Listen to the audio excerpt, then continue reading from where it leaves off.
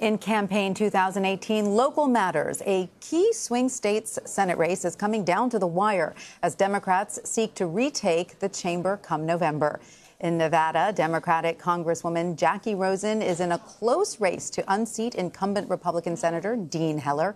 He is the only GOP senator up for re-election in a state Hillary Clinton won in 2016.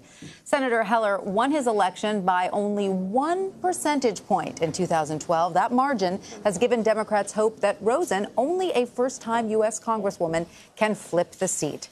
Joining me now is Steve Sebelius. He is a political analyst at our CBS affiliate, KLAS, in Las Vegas, and co-host of the weekly show, Politics Now. Steve, thanks for joining us. The latest polling has these candidates in a dead heat. The New York Times is showing Senator Heller up 47 to 45. This is, of course, within the margin of error. So what is making this race so competitive?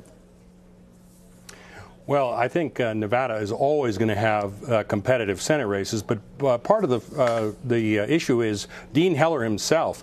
He has won election only once, and he did so by fewer than 12,000 votes out of all the votes cast statewide. So he is seen as very vulnerable here in the state of Nevada. Plus, on his record, he has flip-flopped on a number of issues, including most popularly health care and even Donald Trump himself. So I think Democrats smell blood in the water, and that is why they have put up Jacky Rosen, who's only been in Congress for less than a full term. She announced that she was going to run for Senate after only 6 months in the House, and with not a whole lot of record to attack on. They think she's going to be the one that flips this seat for them. And of course, as you were just saying, they see this as one of the most likely seats they can flip during the midterms.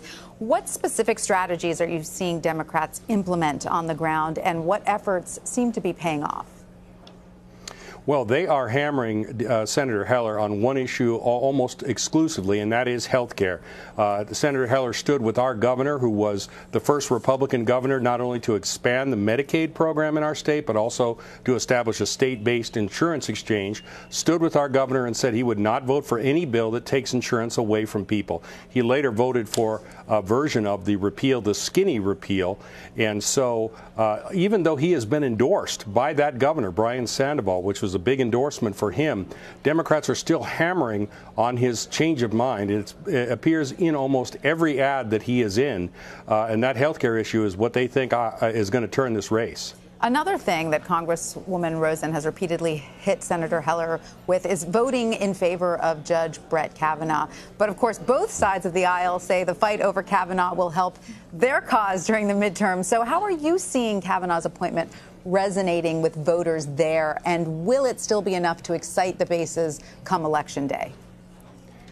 Well, I see that issue almost as a wash here in Nevada because, as you mentioned, this has energized Republicans almost as much as it has energized Democrats. The kind of voters who are likely to consider this a knock on Senator Heller, a negative on his voting record, are probably the kind of voters who are going to support Jacky Rosen in the first place. So I don't know that he's going to pay that big of a penalty.